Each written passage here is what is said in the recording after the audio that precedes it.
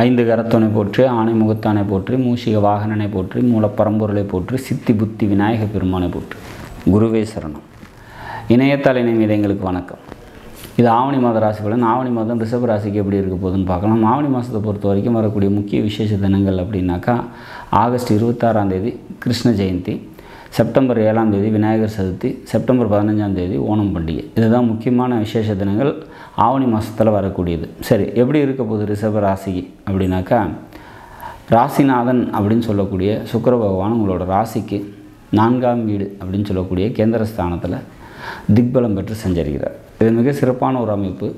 எந்த ஒரு சூழ்நிலையும் எப்படி கையாளணும் அப்படிங்கிற நுட்பமும் திறமையும் அதிகரிக்கக்கூடிய ஒரு மாதம் அப்படிங்கிறத உறுதியாக சொல்லலாம்.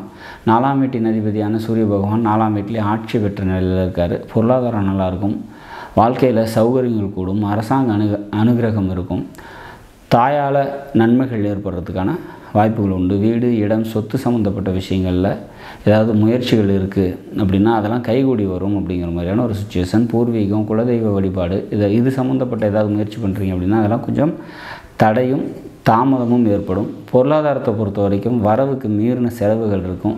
புரோக்கரேஜ், கமிஷன், டாக்குமெண்டேஷன், எழுத்து தொடர்பான தொழில் செய்கிறீங்க அப்படின்னா இதிலெல்லாம் முன்னேற்றமான ஒரு சூழ்நிலைகள் ஏற்படும் அப்படிங்கிறத சொல்லலாம்.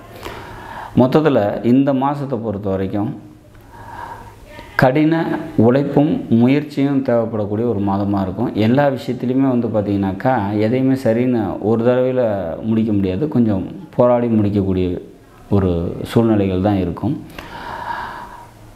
வரக்கூடிய சுச்சுவேஷன்ஸை சமாளிக்கக்கூடிய அறிவு மாற்றம் நிச்சயமாக ரிஷபராசியை பொறுத்த வரைக்கும் இருக்கும். சமுதாய அந்தஸ்து நல்லாயிருக்கும்.